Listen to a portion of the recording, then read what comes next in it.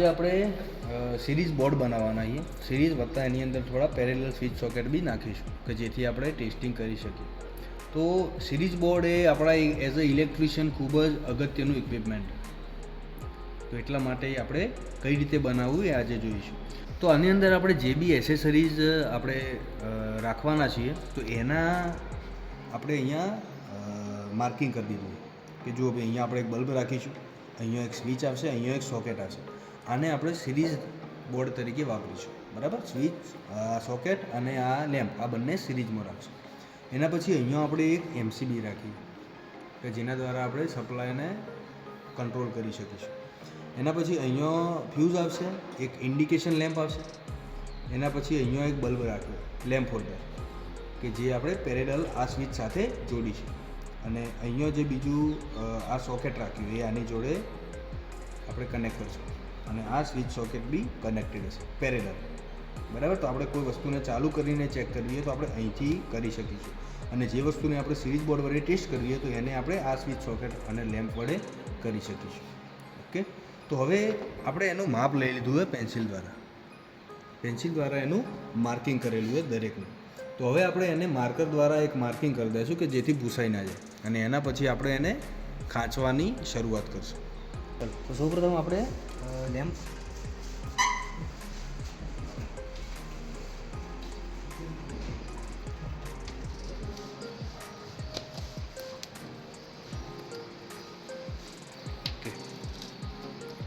બરાબર. એના પછી જે આ સ્વિચ સોકેટ એ બધાના માપ જે આપણે ગેંગબોક્સ દ્વારા લીધેલા, બરાબર, જેનાથી તમને સરળતા રહેશે. અહીંયા ગેંગબોક્સનું માપ આપણે આના દ્વારા દૂર દઈશું, બરાબર. એ રીતે આ સ્વિચ દૂર દઈશું.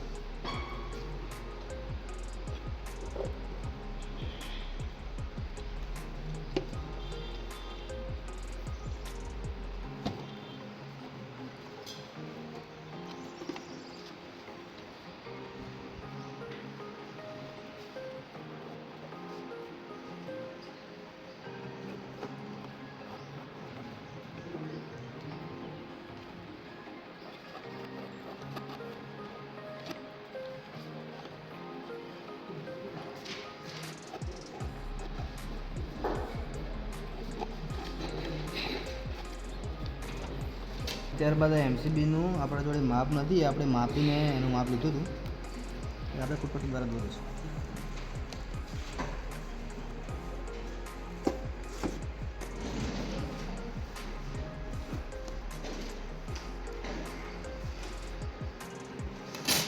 બરાબર. તો આ આપણું બોર્ડ ખાંચવા માટે તૈયાર થઈ ગયું. હવે આપણે એને ખાંચવાની શરૂઆત કરીશું.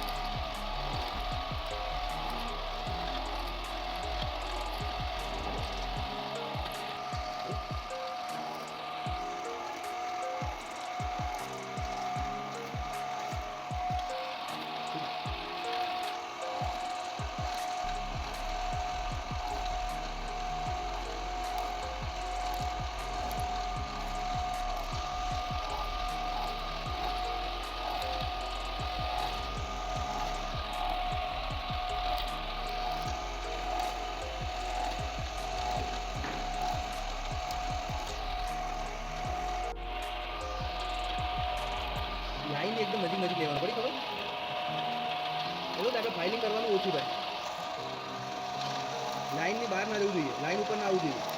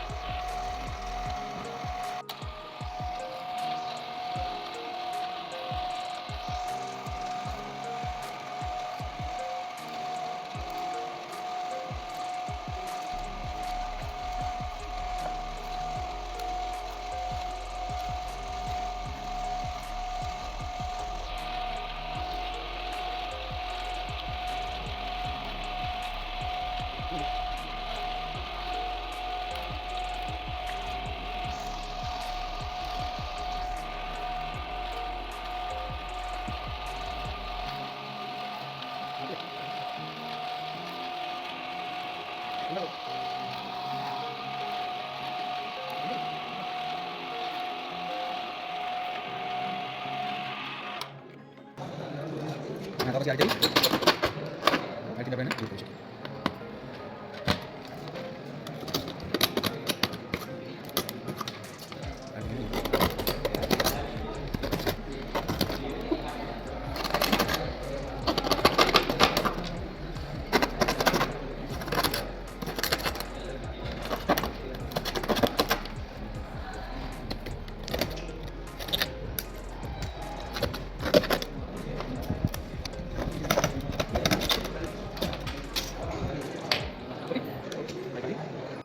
હવે આપણે આ જે સાઈડો રહી, આ સાઈડો આપણે ફાઇલ દ્વારા ફાઇલિંગ કરીને સીધી કરી દઈશું.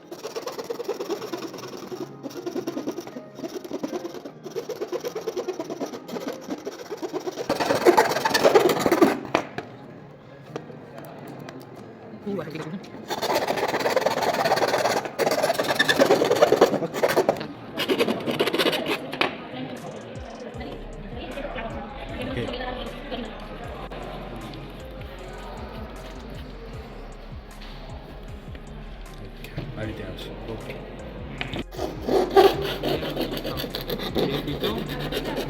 એ ફોલ્ડર બી લાવવું પડશે.